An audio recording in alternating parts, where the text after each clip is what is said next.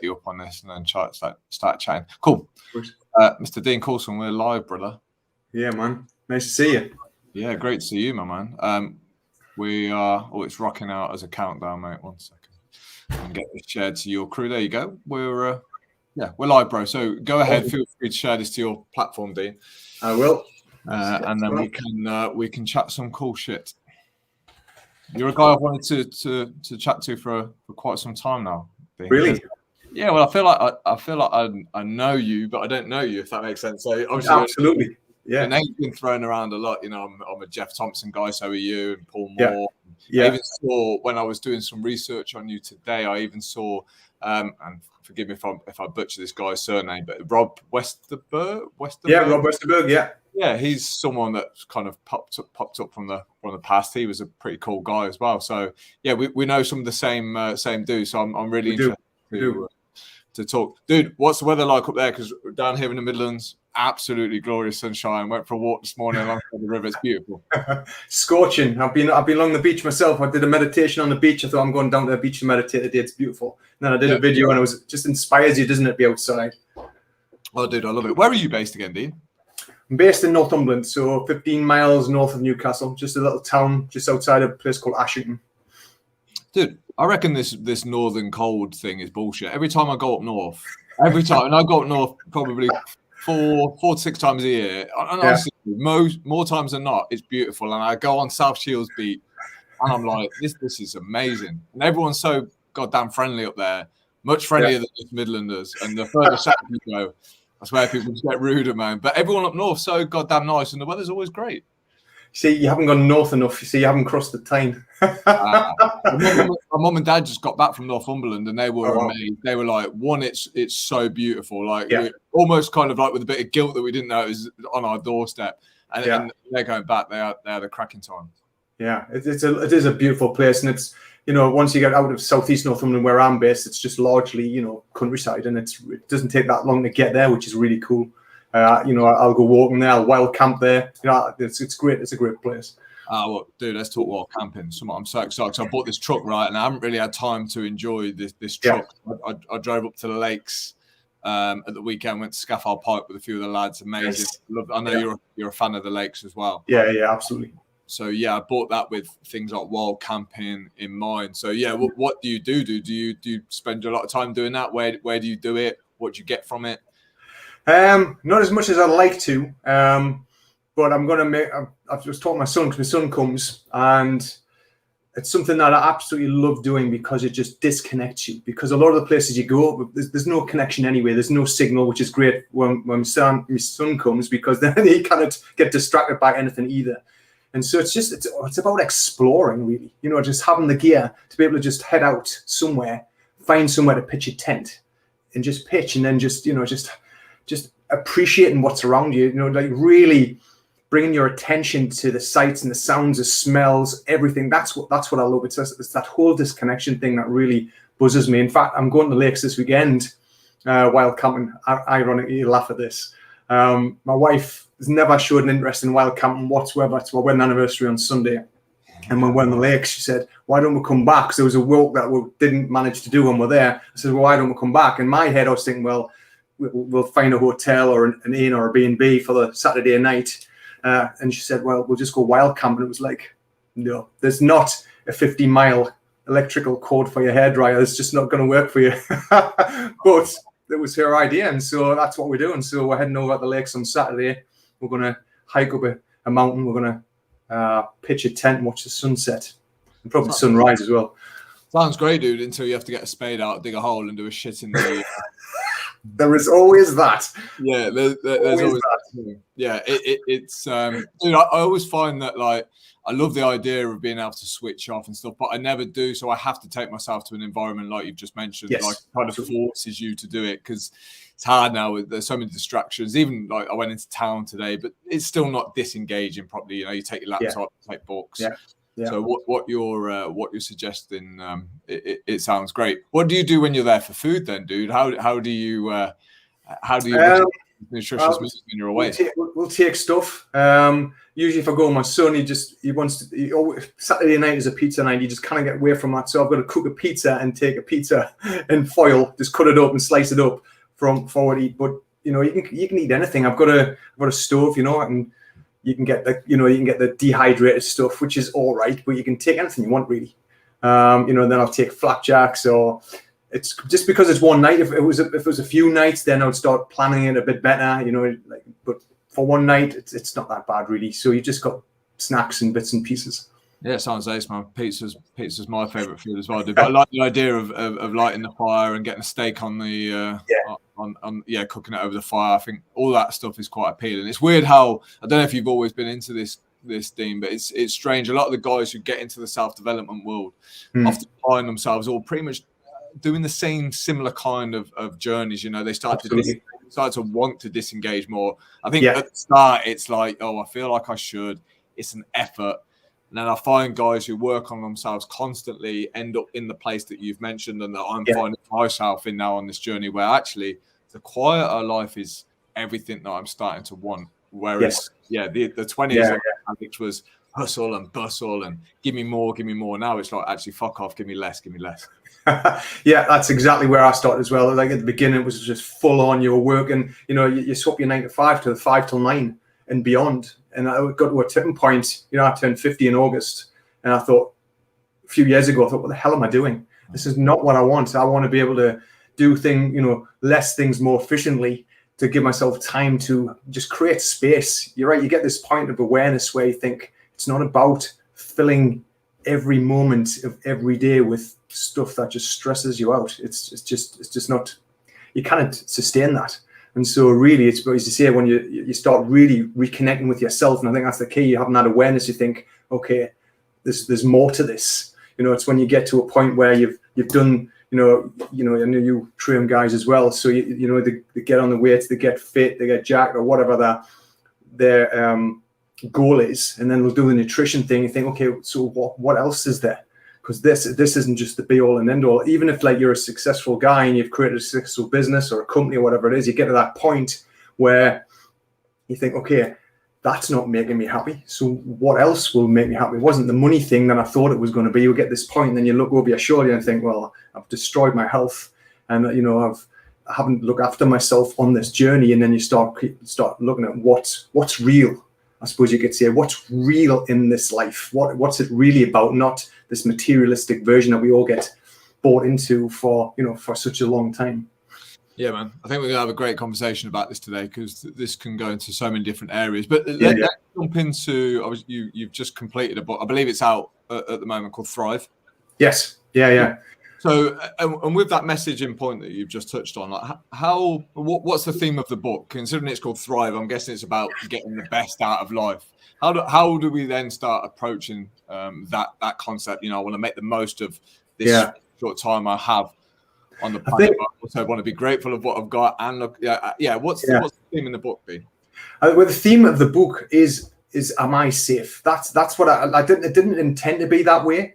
But when I kept writing the 6 parts to the book, distinct parts, the first part is it's all your fault, which is bound to trigger so many people. But unless you take responsibility, you're always going to blame, and you're never ever going to truly thrive in your life. You're always going to be in that kind of survival mode. So really, it's a holistic approach to high performance living, and and high performance is just living the best you can. Performing at your best, whatever that is. You don't have to be an athlete. And I think this am I safe thing was when we feel unsafe, and most of us are unconscious to that, but it's when we're stressed, when we feel threatened in some way, and we then go into some addictive or habitual behavior that doesn't serve us.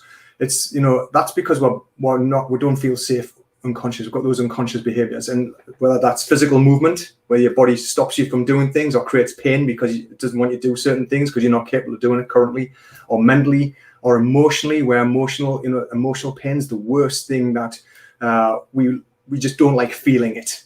And so we'll always create stories and beliefs to move us away from that emotional pain. We'll just not be aware of it. We'll just create these stories and beliefs, and we'll just not challenge them. And so I wanted to write a book which had these parts, and it's all based on what I see as health, which is physical health, mental health, emotional health, and spiritual health. They're the main 4 parts. And I think the book is like, by bringing awareness to how you move, how you eat, challenging what you think, allowing yourself to express how you feel, it helps you to gain self-mastery over your mind, body, and spirit, and it helps you to conquer whatever life throws at you. And that's what I wanted to try to encompass in the book. I wanted to give this manual, I suppose you could say, for want of a better phrase, to people so they can start reading. I want people to take back responsibility. I want them to realize what physical health really is. I want them to understand what mental health is, the mental stigmas, how we can overcome anxiety, depression, all that kind of stuff, what that actually is, how we can take back control. And I think that's how it went. And the theme really is like, am I safe? Am I not safe? I'll just keep going around the same thing over and over for the rest of your life unless you bring awareness to it. Yeah, absolutely. And like the world's quite chaotic at the moment, isn't it? With coronavirus and all sorts of other issues going on right now. Sure. But underneath that, there's something that's been brewing for a while, which, like I say, is I think all of the things that we're starting to discuss now. You know, how people feel, their mental health, enjoyment of life, and some kind of search for a purpose and meaning. And I think that's been exposed a little bit by everything that's going on. You know, I think people are starting to think a little bit more deeply now. You know, there's a lot of fear going around because you know, people are confronted with the uncertainty of, I might get ill. Or I know I went through a bit of a weird phase after having the vaccine.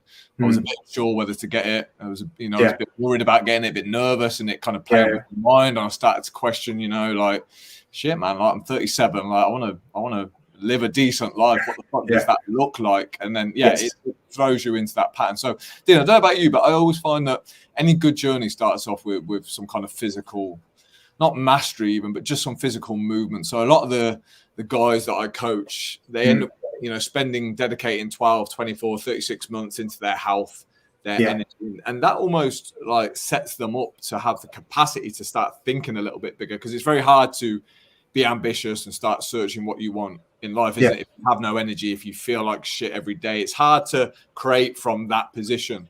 So I don't know if you've found the same trend where, we step into this physical game and then all of a sudden we go a bit deeper beyond that.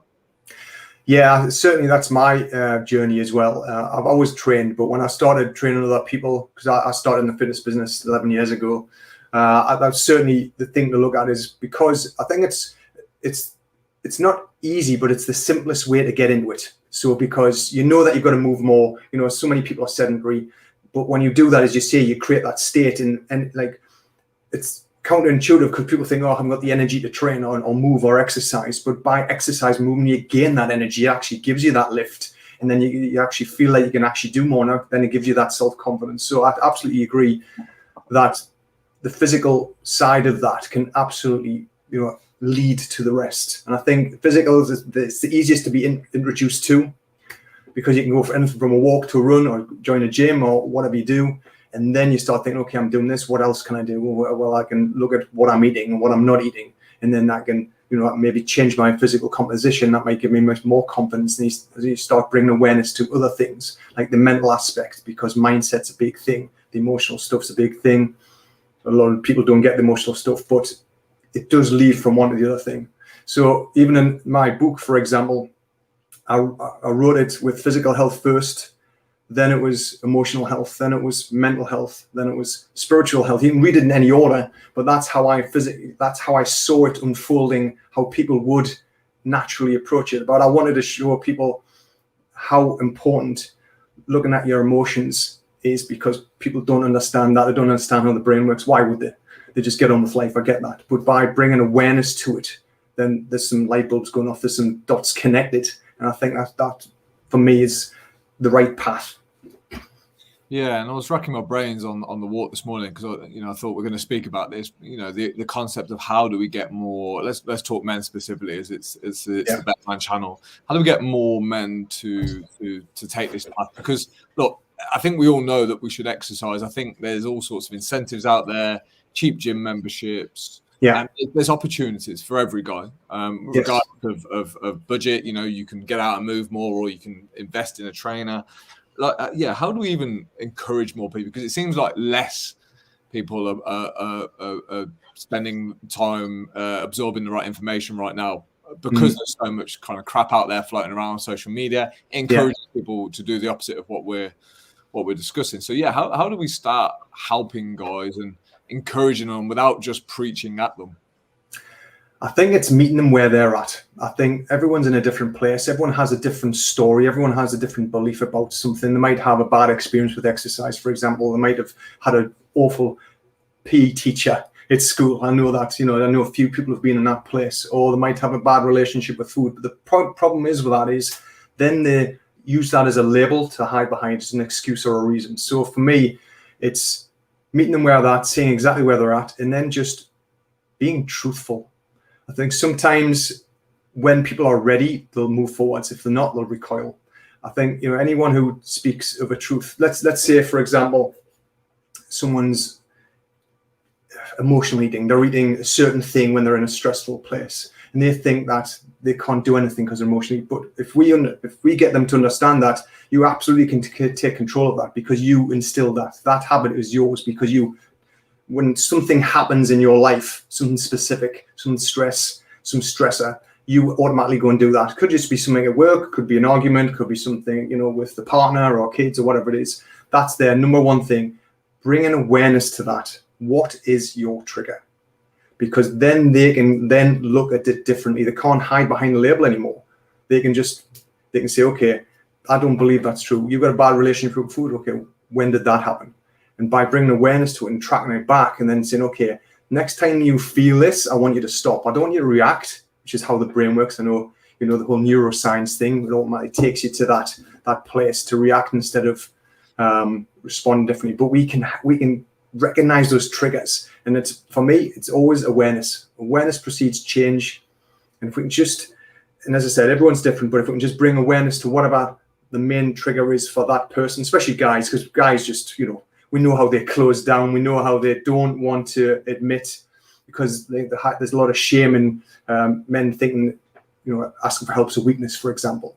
And we know that. So it's just about creating that safe environment, but then bringing awareness to what's triggering them. And then you can start by then showing them how to do something different. And everyone's in a different place. Some people are just on the verge. I've worked with people, for example, who've come to me and they've lost weight, and then they've disappeared.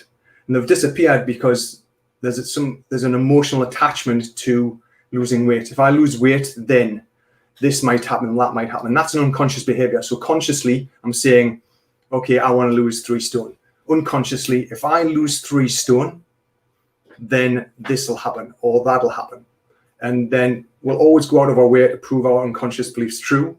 And so that's when we hit, it's like that power versus force thing. It's just like, okay, we'll always move in a different place. Willpower will never cut it. Yeah, no, absolutely. And I was preparing the training today that kind of backs up what you're saying about those first 12 months are generally, quite a fruitful time for a lot of people who start the journey, because they're in a lot of pain when they start, and they work hard, and then 12, 18 months later, they're okay, man. They're content. And then often, we forget to step into that. Well, let's make the most of this life now, and start with dreams and ambitions and challenge and reward and so on.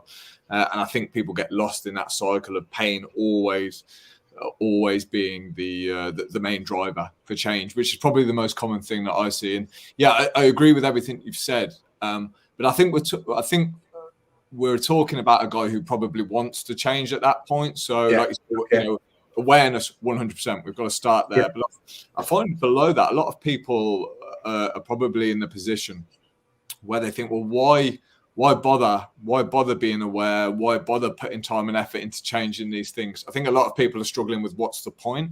I kind of get that. Like, I've been through this cycle myself. We know we're on this sinking boat in the long term. We know we're around forever. So I think it's helping people understand, well, what's the fucking point of putting all this time and effort into self-development when I'm only here for 70 years? I'm as well, not bother.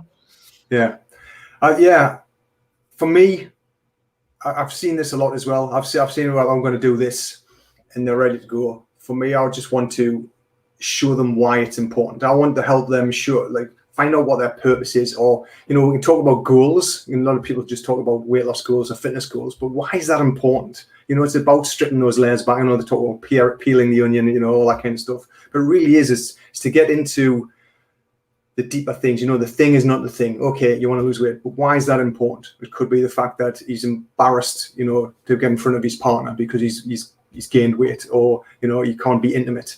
And these things, it could just be that simple, or it could be the fact that yes, people are just scared of stepping up. They're scared of being criticized, scared of being judged. So what's the point in doing anything anyway? I don't want to feel that pain. I'm hardwired that to move away from that kind of pain because of something that happened when I was young. It just depends on the person. I was talking to a guy this morning who said, yeah, I'd love to do some work with you, but I've got a bad relationship with food. I like training, but it's not. And I says, well, that's just a bullshit story. Yeah, we've got to find out why that's true. Why is that more important than taking the steps and doing the work? And then you go down that avenue. But I find, everyone's individual. Everyone's, got their own unique path. And it's just uncovering that for them and finding something that's important to them. For example, go on. No, you carry on. Yeah, I was going to say that for me, for example, everyone's got their own story. I always liked training, and I always thought I was eating right. But then we were told we couldn't have kids naturally, like years ago. I've got a son now, he's 17 years old, but he was conceived naturally. Medics told us we could not conceive naturally. We tried for 5 years, tried IVF twice, it didn't work. And they just said, you can't have kids. And I just didn't accept that. And that's when my whole life changed. I brought awareness that I'm quite stubborn like that. I'm thinking, no, there's got to be another way. I don't accept this unexplained infertility. And then it turned out that all the problems were my fault. There's like 3 things to do with healthy sperm. All 3 were malfunctioning with me. So I thought, okay, so what else? And I turned to nutrition. I started reading nutrition books. I contacted the authors of the nutrition books. This was like early 2000s, so there was no social media. It was quite hard. In fact, it was the Yellow Pages that I used to find a nutritionist, believe it or not. I found one in the early 2000s. She blew our world apart. I went to see her. And, this is, you just follow the government health pyramid, like loads of carbs and brown bread and skim milk and all that kind of stuff. And she just opened my eyes so wide. I had a few health issues, nothing serious back then. I was always had a nose blocked. I had it for 15 years. I was lactose intolerant. Never even heard of that at the time. Yeah, because your body kind of digests dairy. But there was so many things that she said that when we came back that night, we looked at all in my cupboards to have tea. We didn't eat a thing. Everything was unhealthy. It was processed garbage, or things that would affect us personally. And that, because we wanted to have children, that was my strong why. It's like I was prepared to stop drinking. We didn't drink for 13 months. Like stop eating wheat, stop eating dairy. We changed everything, and that was quite tough. There was no free from aisles back then. It was like we found a health food supermarket in Newcastle, which was like 15 miles away. We had to go shopping there, and we really had to work around it. And then I found an infertility nutritionist. We worked with her, and then Sam was conceived 3 months later. And that is no coincidence. It's absolutely. So I think it's finding what your why is. Might be not as big as that necessarily, but it could be, it could be something else, which is still very meaningful to the person.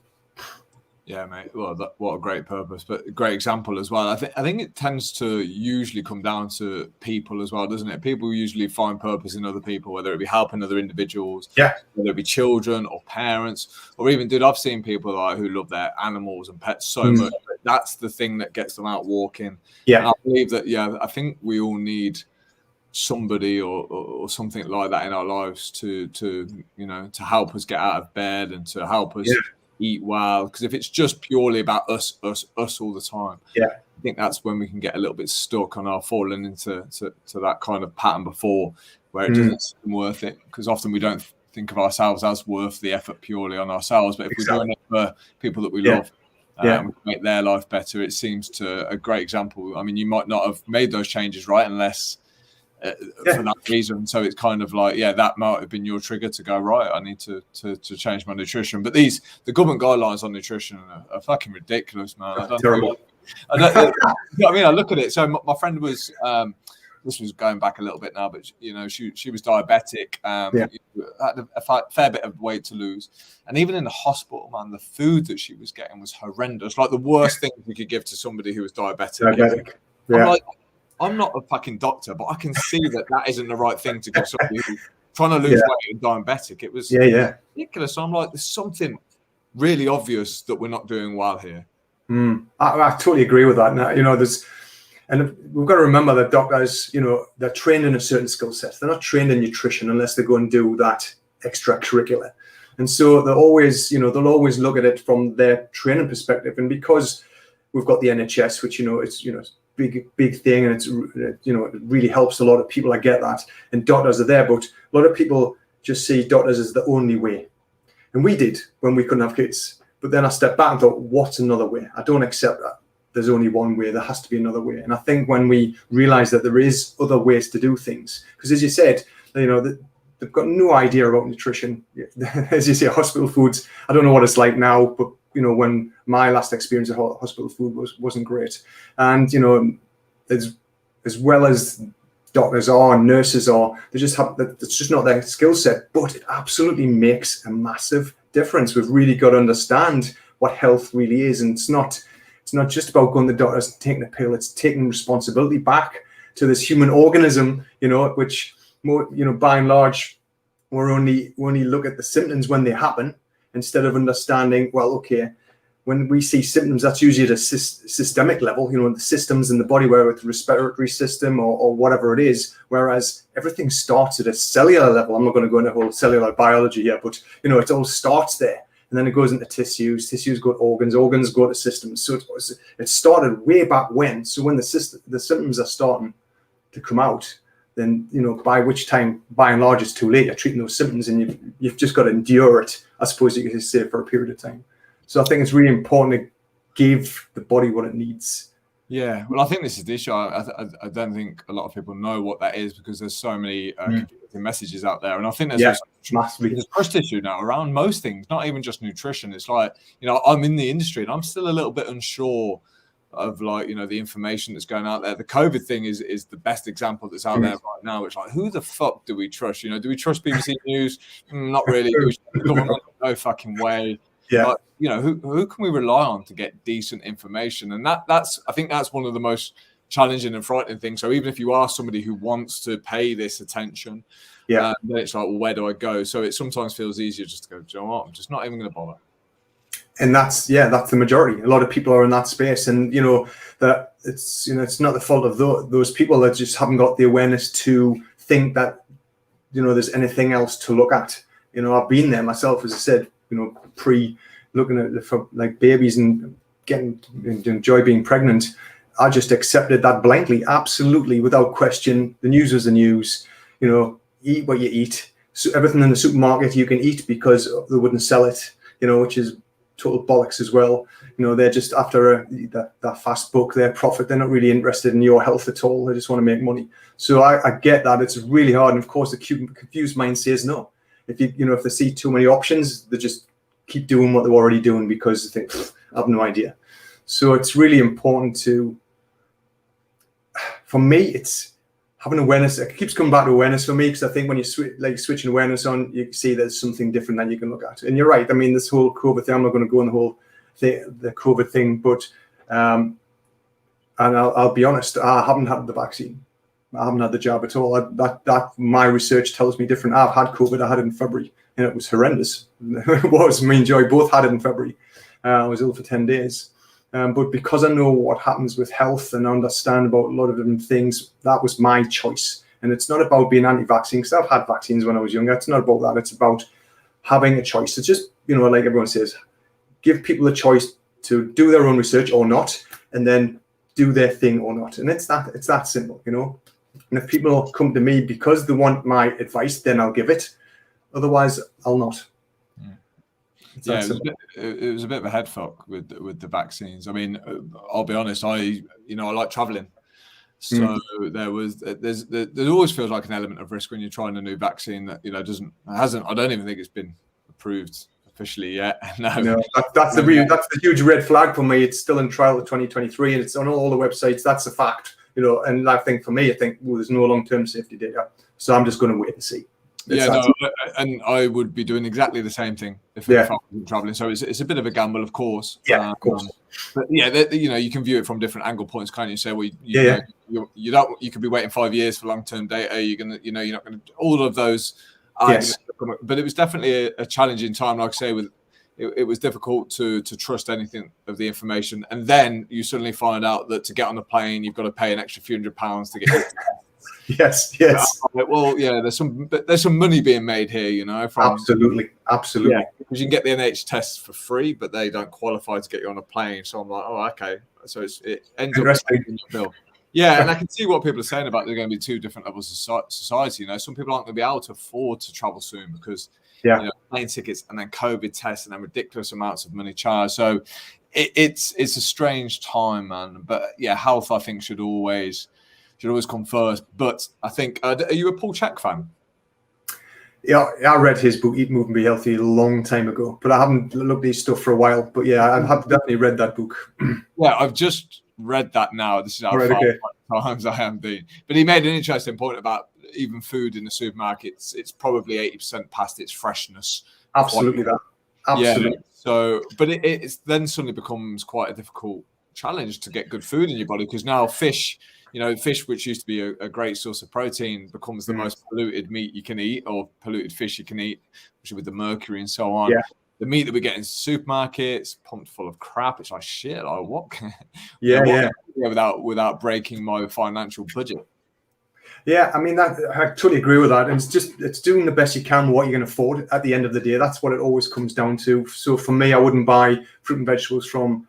I always try and get organic vegetables. It's not that they've got more nutrients in; they've just got less pesticides on them. So they've got less things that can, they're called endocrine disruptors, things that can change the way your hormones work just because of, by nature, pesticides or fungicides or herbicides, they're there to kill something. And if they're not there to kill us, but they're still going to have an effect on us. And it will change, the nature of how our hormones work.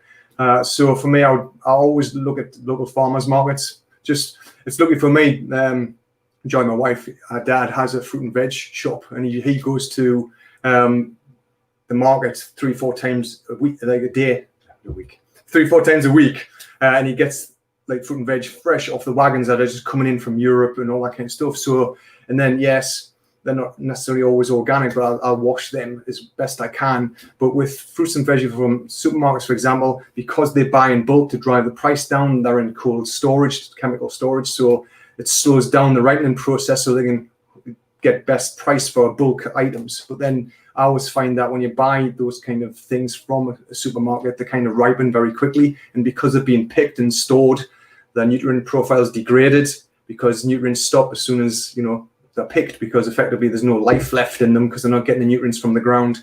So, and then you can go into farming methods. There's loads of things you can consider where, the types of fertilizer that a lot of farmers use because of, could be a money thing or like the turnaround of produce thing. They're using fertilizers that grow the plants quick, but that doesn't replenish the soil, so you don't know what the nutrient profile is. And so it's one of those things it's quite an interesting thing, and you can go down a rabbit hole. Absolutely. You can start then talking about food packaging. You can talk about pans. There's a lot of things that you can consider, but at the end of the day, you just got to do the best you can with what you know, what you can afford. Yeah. And then, that's all you can do. Yeah, and there's a hierarchy of things to look at in importance, isn't there? So there's a good argument that, look, just get your body weight in a decent position first, even if you're not taking on board organic foods or necessarily healthy foods. Yeah. Like one of the indicators to a longer life is, look, get your body weight under control. But I know when it was interesting when I went and spent a bit of time in Italy, like they have loads of fresh fruit, and they don't really have organic there because it's just normal to get fresh fruit out of the ground, not with loads of shit. Yes. I've gone a little bit opposite to kind of the approach that you just mentioned with the fruit and veg. I kind of leave that to the back end of my organic. And I try and get things that I can't wash organic. So things like meat, I know it's pricey, but if I can get a bit of quality meat or grass-fed meat, I agree with that. Organic eggs or fresh eggs and milk. Organic milk's not too much more expensive. I'm like, well, I can't clean those items of food. So I'm like, well, I'm going to start there, and then eventually, well, the dream, Dean, is to be self-sufficient. That would be the fucking. Of course, it is. Get a farm, a couple of dogs, mate, I should probably make time for a wife, try and find a wife, and grow some vegetables and some potatoes. And that's the dream. I think a few people are starting to eye that kind of lifestyle up. I think they are. I mean, we created a veggie patch last year. It's not a big veggie patch, but we grow vegetables. I've just pulled out loads of carrots and spring onions and beetroots and what else was I growing? I'd grown raspberries and strawberries, but they're finished. I think that was it. That was the main stuff. Rocket I was growing as well. Pea pods, that's what it was. I fucking love strawberries, dude. Oh man, yeah. Are you a meat eater or are you plant-based? Yeah. I laugh at the plant-based thing because I am plant-based because I eat loads of plants, but I eat meat as well. You know what I mean? So it's like the play on words. Yeah. What do you do with your meat sources then? Do you source them from a good place, or do you trust the supermarket shelves? No, I don't trust the supermarket shelves. I might buy organic if they've got it, because then they're supposed to have some kind of standards there. But there's a local farm shop that I go to and buy my meat. It's well sourced. And that's where I go there, every week or every couple of weeks. I'll buy stuff that I can freeze or buy stuff I'm going to eat. That's anything from, steak to chicken breasts. If I'm going to have barbies, I might buy some burgers and sausages, obviously. But it's always sourced from there. I don't trust the meat from supermarkets. It's not classed as organic meat, right? So I buy my meat from a farm as well. But again, it's not organic. So again, there's a bit of confusion around. Okay, so this is farm. Yes. Meat. Probably a better environment, but it's not organic. So there's some arguments, isn't there, about where the crossover is, what is organic, what isn't, what's wild source. Absolutely. I think, as you say, you've got to look at, okay, if I can get organic, great. If I can't, can I get grass-fed from a meat perspective? Because then you know what's going in there. Can I get it from a local farm where how it's, it's processed and slaughtered and all that kind of stuff. You know how ethical it is. How the animals have been treated before.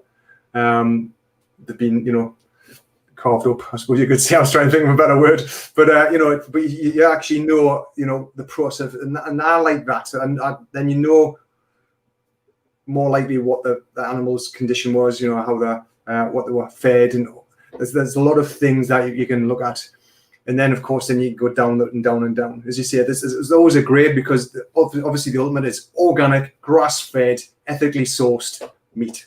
Perfect. That's not going to happen necessarily. I think that's quite a rare thing. So I think it's like kind of grading it, just like the fruit and veg, the meat the same. And I agree with you. Like if you can spend more on the meat, the stuff that you can't do anything about, like from a cleaner perspective, absolutely do that. Yeah, I think you forget sometimes. So one of my clients very kindly gave me some eggs fresh from these chickens that his neighbor has. Nice. Those yolks were like gold, man. And you don't realize what you've been eating, because I buy free range all the time, but it's still, it's from Tesco. But it's the yolks they're a bit dull in the Tesco ones, and these ones that were organic and freshly laid, they were beautiful, mate. They tasted so nice, and it's nice to experience what that's like. But I think this is one of the dangers. So people might be listening to this podcast and go, "Oh my fucking god, I've got all these things to manage," and I think sometimes these kind of conversations can scare people off. Spiral. Yeah. I'm very much of look, if your diet's like, let's just say your diet's fucking all over the place, it's terrible. I'm like, great. I'm like, we can improve just one little thing in there, and your nutrition has improved. Like for me, that's always the goal. It's never to get a perfect diet. It's to see some kind of progression or take some kind of step forward.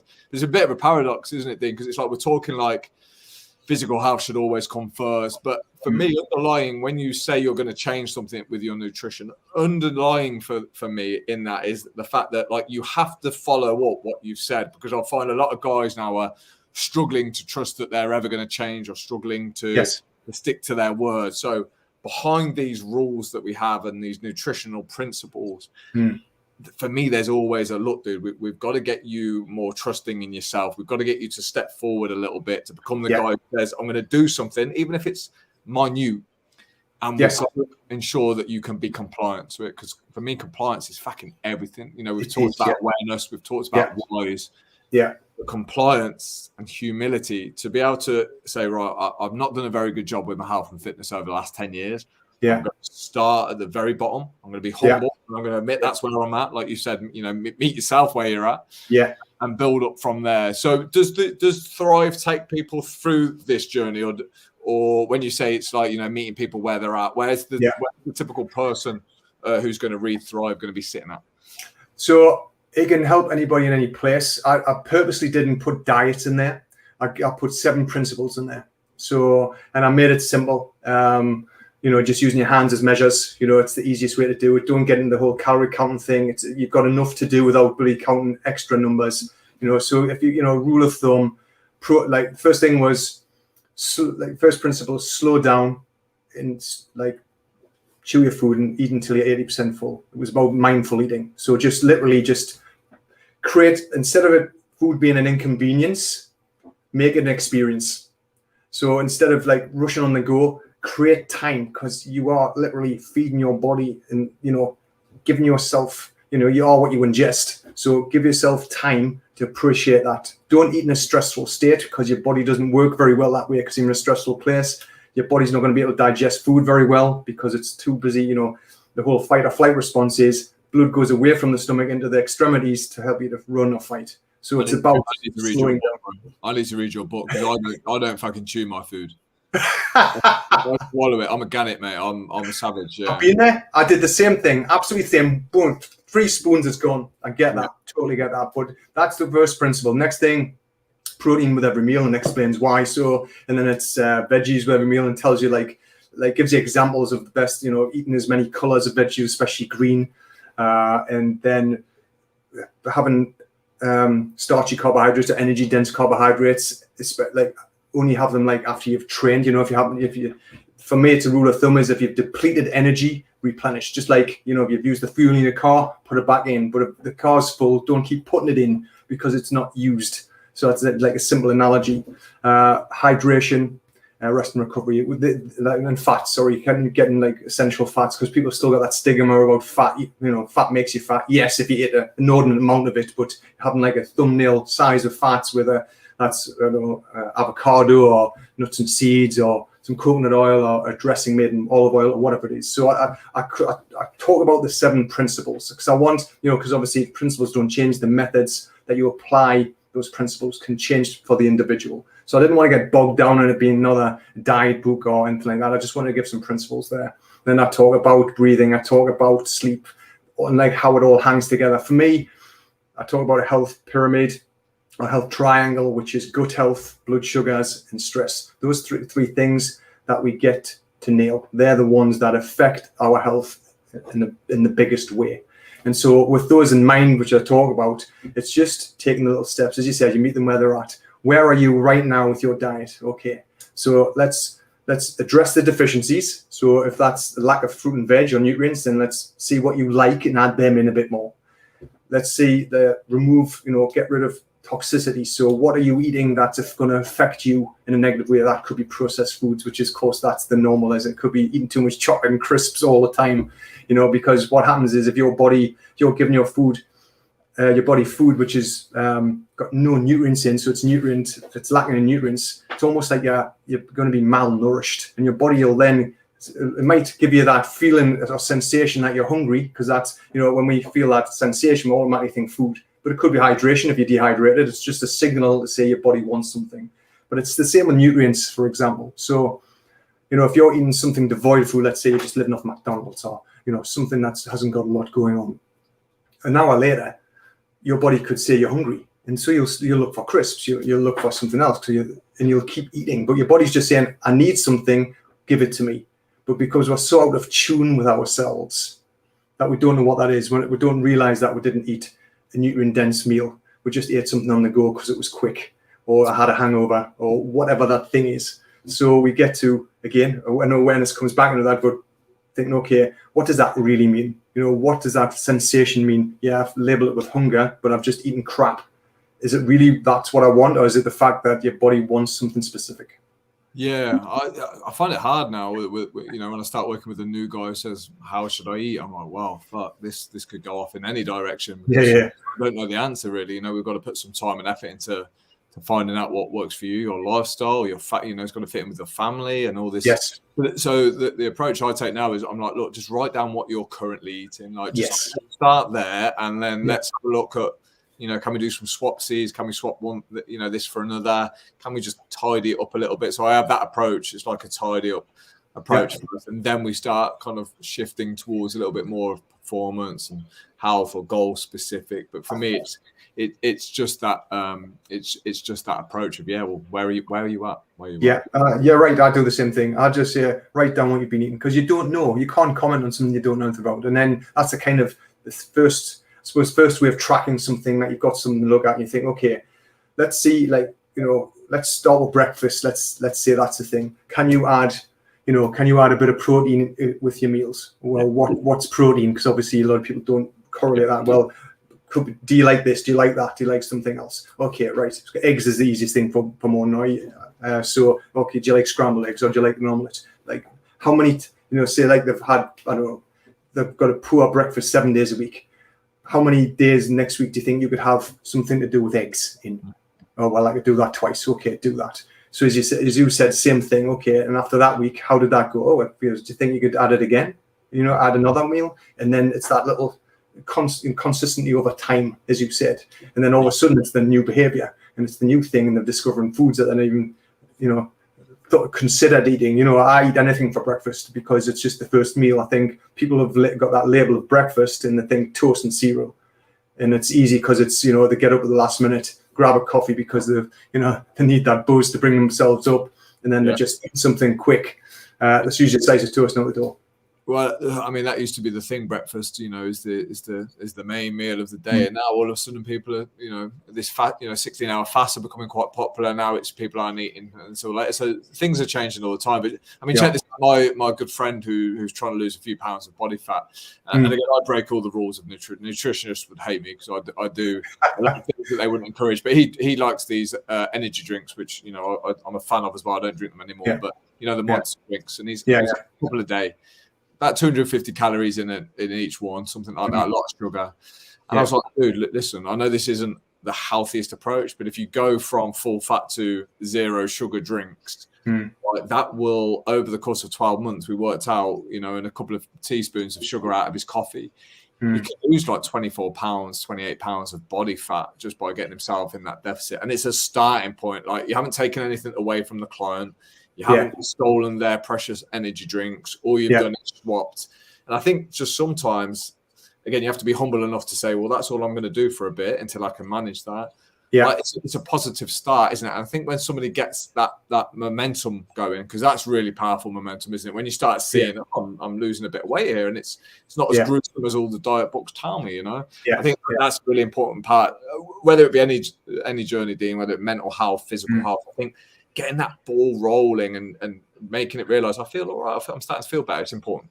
Yeah, it is absolutely that, feeling better and actually seeing something changing, because that's what people get caught up when it's not working. That's why people try, they'll jump from fad to fad every 3 or 4 weeks, or they'll do something. Oh, my mate lost a stone in 4 weeks. Yeah, but what happened after that? Because that was probably some kind of deprivation, extreme diet or whatever that is. And I've seen that time and time again. Of course, that screws your hormones, but if people are ready to say, okay, it's taken this many years to get to this point, it's not going to take 4 weeks to unravel that. If they can accept that it's going to take an amount of time, but then within that time that they can see the changes, because, as you said, momentum, taking, this, I always say, take the smallest step today that feels good for you, because sometimes that step that you took yesterday just feels too big today. And that's totally fine, but do something. Okay, if you can't, stop the 6 coffees today like you did yesterday, you reduce 6 coffees to 2. If you can't do that today, just take it to 4. Don't make it such a bigger jump, and then you find those steps that they're comfortable with, and then you just need to just keep changing and just taking those little things out, just like what you just said. I totally agree with what you're saying. Yeah, how much of a role does accountability play with your guys? Do you think that's essential, or do you think if it's intrinsic and you want to change, you don't need somebody like me nagging the fuck out of you and saying, "What have you done today? What are you doing?"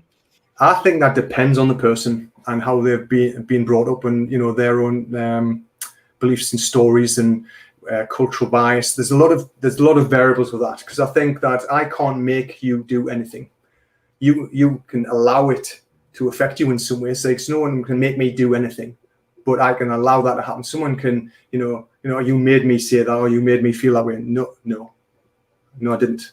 You have an emotional attachment to something I said that you don't like it or you don't want to face. So for me, it's saying that, it's like, I can't keep you accountable, but I can help you keep accountable to yourself. And I think there's a distinction there, because then I can challenge the stories they're saying to themselves, so then we can find that accountability. I think people still need that check-in. They need to be led, because they are so, I was going to say so lost, but they're lost to some degree because they don't know where to go and they need guidance. So for me, it's more being a guide and challenging where they're at. So if someone, so I'm not keeping someone accountable every day, for example. So I go through the week, I said, I'll talk to them on Monday, agree what they're going to do, and I may just check in. How are you doing? Okay, that's fine. Or well, I'm struggling. But I'll ask them why they're struggling. I'll try to get them to see what they're not doing and why they're not doing it, because then that's empowering. That gives them more empowerment to themselves. So that's, I look at it in a different way, but I do agree that some people need more of it, some people need less of it. But ultimately, if I can help people to keep themselves accountable to what they said by challenging their truth, and it'll be, sometimes that's really uncomfortable, because I say, yeah, but you said you wouldn't do that. Yeah, but you didn't, because, and then some people can get bristly about it. I get that, because they don't like that feeling, because it feels unsafe. It comes back to the theme of my book Thrive. It's like, it doesn't feel safe. It's emotional pain. I always do this when this happens. I don't feel comfortable looking at that. But if I can show them, and in the book I talk about it a little bit under emotional health, if I can show them how to deal with those emotions, how they can let these emotions go, then the beliefs and stories that were created to protect them from this feeling emotional pain, they go as well, because they're not needed anymore. It's almost like they get processed out, and then those habitual behaviors can change.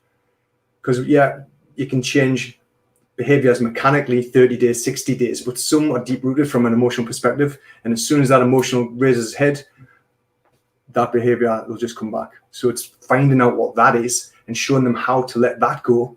And when it's no longer there, there's no attachment to it. There's no meaning for it. And then, they can rewrite their beliefs, their stories for that, and then they can move forward to that.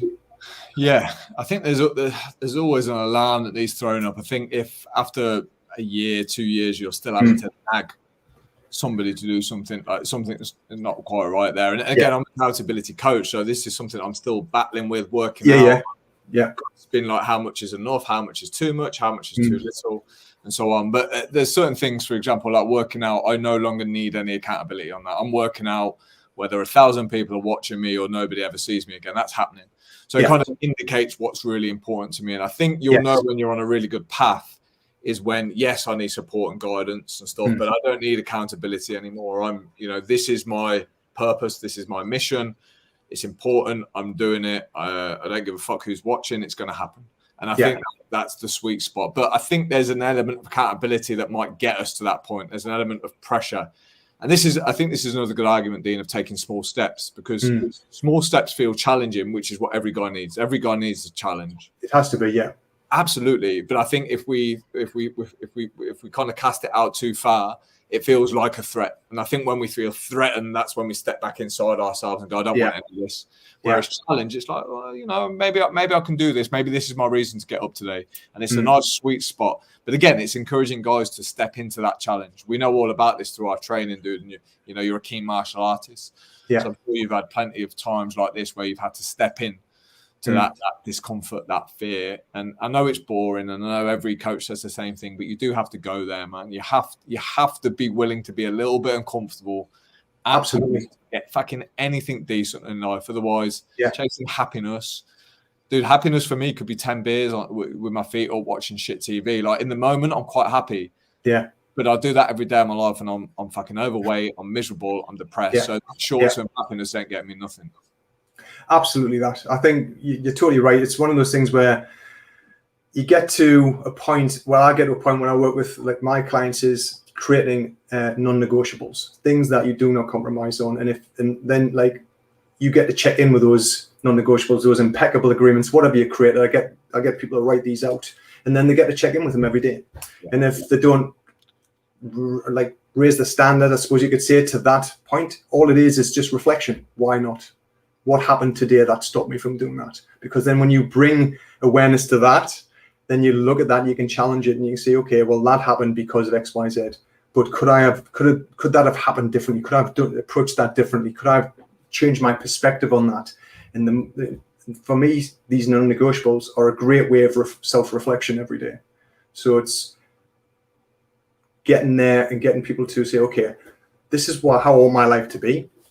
And whether it's training, whether it's spending time with kids, family, whether it's a career, or it could be, meditation, whatever it is. And if it doesn't happen, it's not about beating yourself up for it. It's just reflecting on it. And if you do feel a sensation, or feel like you're berating yourself, then that's where you get to go. That's where you say, okay, I'm smashing myself here.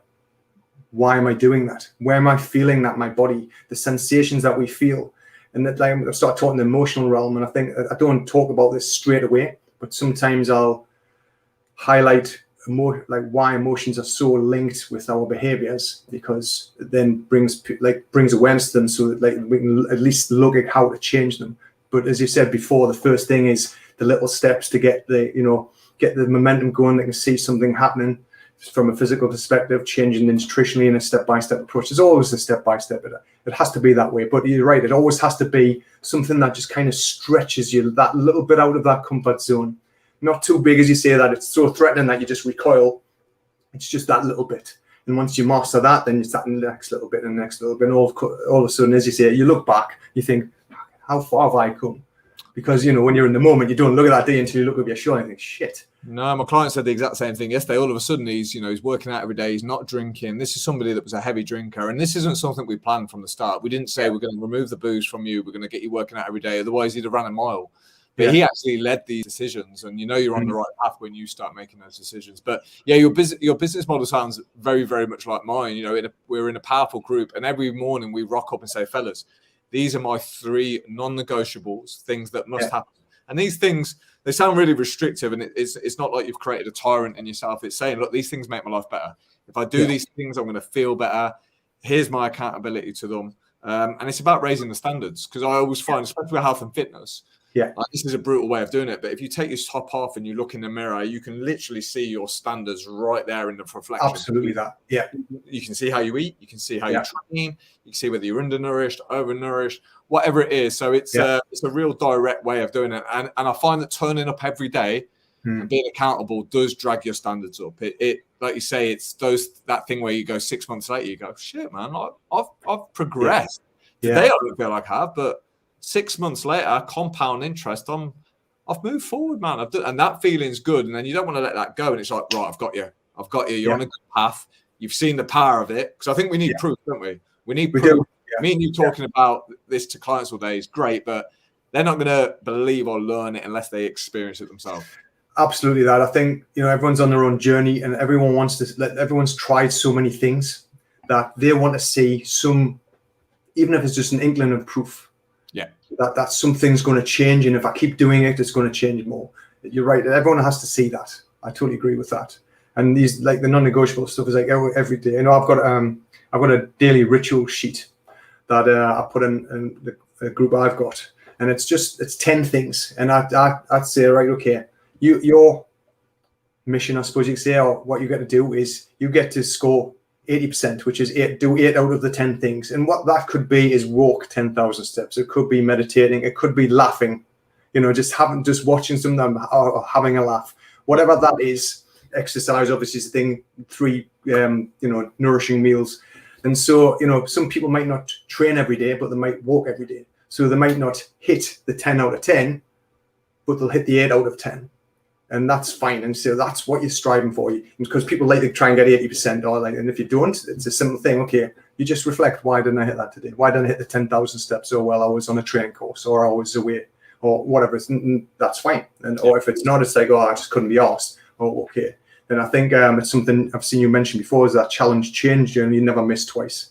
So you can sort of work that with the rituals. Okay, I missed that, so I don't get to have 2 crosses in my, Dude, it's a lot of the information I give out sounds really hypocritical at times. I'm like, well, I said the opposite thing last month, and I'm open about this, because I do believe, like, if you're not walking and you do one walk a week, like you have done well, like you are better than you were last week. However, I'm also like, look, if you want a habit to really form, I'd get a big chart and I'd put a big cross in every day you do your walk and build that chain and make it a daily ritual. So I'm like, well, there's a daily ritual, and then they're saying, well, you're okay to go 6 days without doing it because one's better than zero.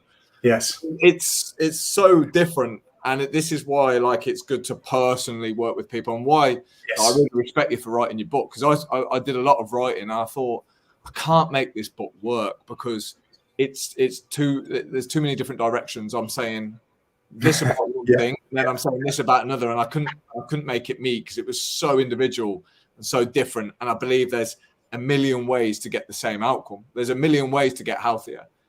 So, there is, fitting that in a manual, I found so fucking hard, man. It took me a year to write the book. I didn't write it full time, but it was a stop-start. It was really, it was a labor. It was a labor of love. Dude, if you've done a year's work and come out with a book, I'm like, that's good going, Dean. That's really good.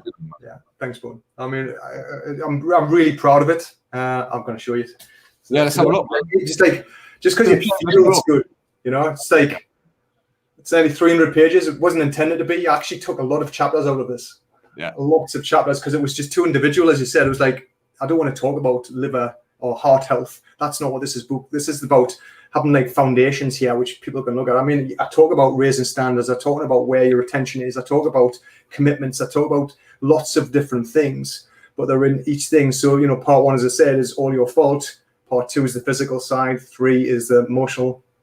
4 was the mental. 5 is the spiritual, because as you say, spiritual is about playing a bigger game, you know, helping others and, you know, being part of something bigger. And then the last part is the call to arms. It's about bringing all this stuff together and talking about how we can then, you know, I've got warrior principles in there, something like, I wrote those quite a while ago, but the fit right with this. And so I want to be able to think, okay, there you go, but here's how you bring it together. Here's how you bring these things together. By the way, Michael Heppel's giving me some shit on Facebook right now because I've been working with Michael. Yeah, I guess you have as well. So Michael's giving me some shit, basically saying, Alex, where the fuck's this book that you've been promising me? I love Michael. He always just says it how it is. But one thing that is, and again, there's one thing that everything we've talked about today, improvements in any area, this is the main message of my teaching now. It's about building the resilience not to quit. Yes. So what I find is, like, strategy plays a big role in all this, by the way. So we can talk about non-negotiables and discipline all day long, but sometimes strategy is off. Yes. Some people don't have a strategy, let alone a good one, because we can make certain things easier for ourselves. So I'm a big fan of like food plans, Dean. I'm a big fan of like not making 4 different decisions each day about what I'm going to eat. So I know what I'm eating today. Yeah. That might sound like hard work. It's really not. It makes my life 10 times easier. It's all what I would consider healthy, balanced food. Yeah. I don't have to get to tonight and go, right, I've got half an hour. What the fuck am I eating? It's like, I know what I'm eating. It's cool. Yeah. And things like that, strategy underlines a lot of this for me. So there's a nice, sweet balance between discipline, accountability, strategy. And I think this is where coaches, you know, that earn their money, they help people be compliant. They create the right strategy. They create simple strategies, because every coach likes to sound like they know what the fuck they're on about. But, you know, sometimes we just need to lose up, you know, be a bit more humble in ourselves as coaches, don't we? And say, look, I'm going to give you the real basic info that you need here. I'm not going to blow your mind with all this shit that I know. Absolutely right. How you at this base level. Yeah. I think, you know, less is more for this. It's like the mineral. It's like almost like a minimum effective dose, and then of course that changes over time. But, you know, it's like it's pointless. I did this a long time ago. I used to do elimination diets and all kinds of stuff with people. But some people were so far removed from like eating healthily. It was just, they just couldn't do it. It was just too much. So you're right. So I think for me, it's okay. What you're struggling with, if I start with a new person, I look at like the different elements. I think, okay, where are you struggling with here? It could be sleep. It could, you know, it could be anything, right? We're going to start with sleep. Let's work on your sleep this week, because I know that if we get your sleep right, then your cortisol is going to go down. You're not going to be stressed. You're going to be in a, you know, more on your, you know, your calm nervous system, which allows you to do more things. You can sort of down regulate, and that calm that down is really important. So it could be that. It could be, you know, just adding, I don't know, a vegetable in your evening meal. Those are the things that I think are really important. I think really having that kind of strategy, yes. I'm very basic with my foods. I I rotate them. I think rotation diet's good from a health perspective, get all the nutrients in. But again, it's something that can stress people out. So, okay, so this is what we're going to start with. What meats do you like? What veg do you like? Okay, what can you make with that? Okay, let's plan that out, because we, as you said yourself, if you plan your food out, you're less likely to react and just grab something on the go because you haven't made time for it. Like I said earlier, creating time for an experience of a meal is important. But half the battle is knowing what you're going to eat instead of being reactive.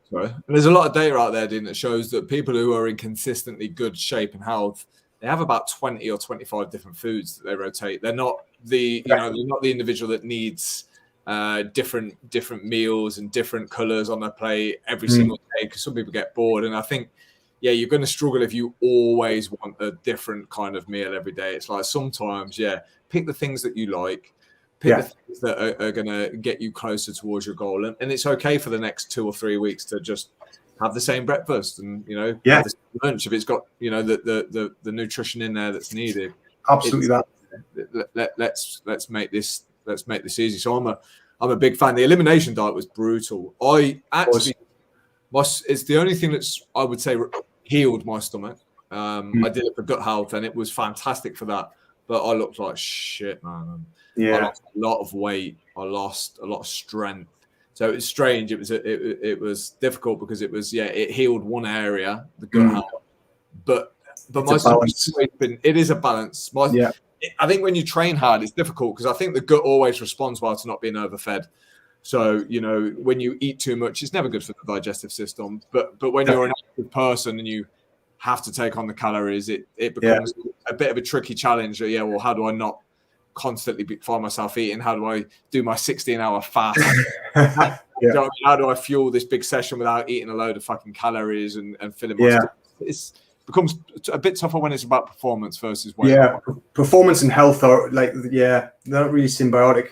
It's one of those things where I've worked with performance athletes who have been so unhealthy, because of what they've had to eat, whether it's a calorie thing or a carbohydrate thing or whatever it is, and it really does mess with blood sugar balance, which is a massive thing, by the way. Blood sugar balance is a huge thing, and it has an effect on so many health conditions that, but so many people are just, they're not even aware of that. They just eat, like every little thing that has sugar in, whether it's a cup of tea with sugar, it's still going to spike insulin, it's still going to have a hormonal cascade, and it's still going to have an effect in some way. So it's like that. You mentioned, the elimination diet. I only use that now if people have got food sensitivity, so they're reacting to things. So I'll take, I've got 3 levels of that. And, the obvious ones are wheat and dairy, because they're the ones that are consumed the most, and they're the ones that are most pro-inflammatory.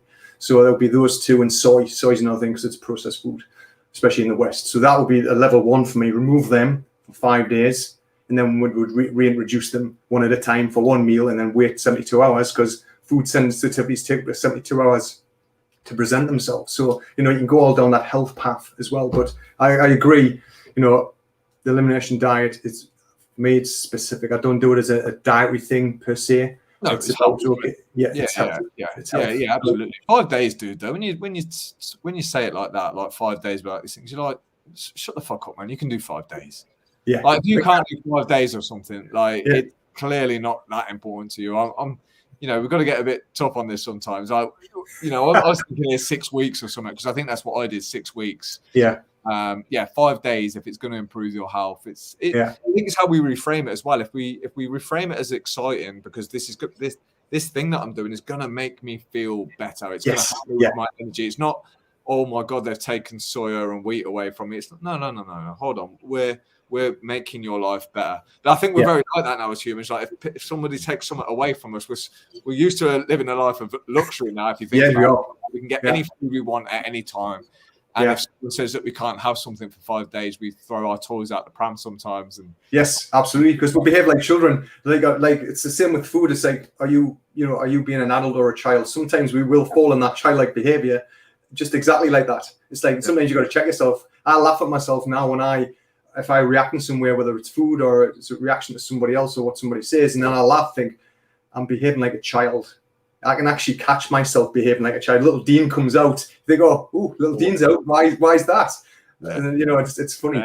Well, I think I used gratitude a lot to help me through some dieting times, because I'm like, again, it's always easy to have a look at what we can't eat. But when you think about what we can, like, oh, I've got access to fresh vegetables, and I've got access to milk and tea and nuts and things. And it's like, I think if everything's about attention. Like you say, you've mentioned this in the Thrive book. It's like where we put our attention, you can either be, well, I can't have that, or I can have this.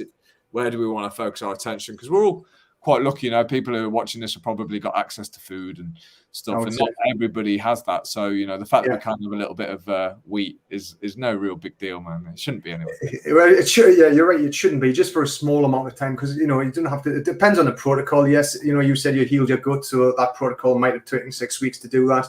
But for me, in just general, just to get an idea of what's going on, because food sensitivity is something. Again, I talk about those in the book, but it's that people don't get how people react to certain foods. People aren't in tune with their bodies. Whether you've got, you get a headache after you eat. That's absolutely your body saying, didn't like that. Your gut, you know about the gut-brain connection, of course. There's gut being the second brain. If your gut's not happy, your brain's not happy. It could be brain fog, could present as, could be dark circles under the eyes. It could be you just get like a runny nose. Like runs clear 5-10 minutes after you eat. I know when like that happens to me. I think my body didn't like something I've just eaten. What is it? And I'll have a look if it's something I eat all the time, or it's something new that I haven't had in for a while, or whatever it is. Or you get like a cough in your throat. You just keep clearing your throat, that frog in the throat. Yeah. Or you get then the common ones is excess gas. All the different things. There's lots of things in your body, and that's common, but it's not normal. And I think that's what we've got to do. The issue, dude. I think for a lot of people, it has become normal, which is the scary thing. So yeah, when you're used to them being 5 stone overweight, or you're used to having a poor diet, and your energy being low becomes the accepted thing. I think that's when we struggle to really change it. Again, usually, in most cases, people have to get to a pretty bad point. So I did with my elimination diet. Like, there's no way I was doing that for fucking fun. My stomach was destroyed.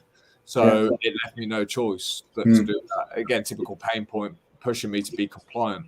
Yeah. But yeah, I think when it becomes normal and we accept that, I feel like shit every day, and I'm not going to do anything about it because I've done it for 10 years. I think that's the danger point, when these no longer become painful enough, but they're painful. Yeah, because people become. It's because the pain of. It's got to be like the pain of change is less than staying the same. Yes. But like for so many, it's not. You're not to that place. You're comfortable being overweight, and you believe that you can't change, or even though that's not truth, that's something that you're hiding behind emotionally. Usually, when you start digging deeper and start, really talking about that. When I work, I think when I, did all the studying I've done, I'm constantly studying, but it was studying the emotional realm, and 3 years ago, which really opened my eyes to seeing, okay, this is why people are stuck. This is why, we talk about mindset, but if you're not in the right part of your brain, you haven't got access to your mind. You are literally out of your mind. You can't access it's down regulated in times of stress, emotional or whatever. And so just being able to understand where people were emotionally and being able to guide them and allowing them to know how to process emotions and let go of these emotions. It's something Jeff Thompson taught about for a long time, talking about marinating, sitting with fear, which is emotions, obviously, those scary feelings. And I understood what he was saying, but I understood the concept of it, but I didn't truly get how to get rid of it. I didn't understand the sitting and marinating, but now I do. It's counterintuitive because we always want to kind of move away from pain, and we create these energy blocks from overwhelming traumatic experiences. Traumatic doesn't have to be physical abuse. It could just be something that we reacted to emotionally at some point in our lives. And then, okay, we deem that unsafe. I'm not going to look at that again. If we do, we're going to do this instead and take it away. And that's why people get addicted to drugs and alcohol and people pleasing, food, whatever what that thing is. But we have that. We'll get to that point then when we're really brave. And then I just want to go a little bit deeper here. When are you really listening to yourself? Because our body gives us the opportunity to confront these fears and traumas that we have, but it just depends on how much attention we're paying, what sort of signs we have, the signals, the behaviors, what's presenting themselves as warning bells. But they often go unheard because A, we don't want to look at them. B, it's easier to go external because the internal work's the hardest work. It's easier to look and get distracted and go externally. But if we can, look at these stories and beliefs that we built to keep us away, to keep us safe and keep us away from pain, but these can be the deep-rooted causes of anxiety and depression. we're just not connecting the dots. We're just reacting, and it's about being able to listen, because I mean, eventually the universe makes you pay attention. No matter what you do, the lessons get louder until you can't ignore them. Maybe that's anxiety. It might present as that. It might present as depression. It could be some kind of physical pain. If like puts you put your back out or something. I don't know, getting out of bed, but it was never getting out of bed. It was the 6 months leading up to that, when you were doing something that you shouldn't be doing, that your body kept telling you, but you were ignoring. It's just being able to, get to that point and then really have that courage to sit with that. And when it's a powerful exercise, obviously we can't do it on here, but it's something that really works. It's not only that, but it also then can show people why they're doing what they're doing. I worked with a woman a few years ago who, she wanted to lose weight, wanted to lose 3 stone. She got so far, went back. It was that classic yo-yo diet. But what happened was, consciously she wanted to do this. I know I talked about this earlier. Unconsciously, if she lost weight, she would attract the opposite sex, and she'd left an abusive marriage. She'd been physically abused in a marriage. And so unconsciously her brain saying, if I'm 3 stone, if you lose 3 stone, I'll attract males. That's dangerous. You're not doing that. So she was in conflict with herself, and she didn't know. But by going through the emotional stuff and being able to help, helping her let go of that stuff, then there was no barrier anymore. And from what I understand now, she's lost at least 3 stone. I think she lost 4 or 5 stone, and she's thriving, I suppose you could say, in that way, because she uncovered that unconscious block that she just wasn't even aware of. It was just something that was there that needed to be addressed. And sometimes you need somebody to guide you. Not always, but especially at the beginning, you can give them the tools and resources. Absolutely, like I know you do as well. Give them the tools and resources to move forwards, and then you get those steps. Then you can move forwards. Yeah, I do, and then I have people that give me the tools and the guides as well. I believe coaching is a cycle. A coach Absolutely would always be coached. Yeah, it's interesting because we've got Mr. Jeff tonight actually doing a private Q&A for the fellas, and then obviously in 2 weeks we've got Mr. Dean Coulson doing the training for my guys. So that'll be cool. Yeah. So I don't know what you're going to blow their minds with in 2 weeks, but I'll be interested to. Dude, I've got a list of shit here that I haven't even touched on yet. So I think Dean, we're going to have to go Dean Coulson part 2, if that's yes. Cool. Yeah, that's no problem at all. Yeah. Dude, let people know where they can get hold of Thrive, because it sounds like a really interesting book. Yeah, Thrive, you can get a hold on Amazon right now. So if you just search for Thrive, Dean Coulson, it'll come up. It's on hardback and Kindle at the minute. I'm just about to put it on paperback. So you can get it on there. The website's theleanwarrior.com. And that's my own website. So that's the 2 main places you can get me. And as I said, Thrive's sitting on Amazon there, ready for anyone to want to get it. That's what I'm going to buy it, dude. That's for sure. And I better shut Michael Heppel up and get my Well, Michael is the guy who pushed me to get it done in the end. I'm in 2 minds. I love Michael Heppel a lot. I really like him, but I'm not willing or prepared to rush the process. I like crafting something, Dean. So I'm enjoying becoming a better writer more than I am producing a book right now. Yes, yeah. So yeah. I'm okay with that process, but Michael will tell me that I'm full of shit. Yeah, well, only you know whether that's bullshit or not. It possibly is, dude. Who fucking knows? Dean Coulson, it's been an absolute pleasure, bro. I'd love to invite you back on for part 2, because like I said, I think absolutely, no problem. You're a great guy, Dean, and keep doing all the great work. Thanks, Alex. Thanks for having me on. I appreciate it. Pleasure, brother. Brilliant.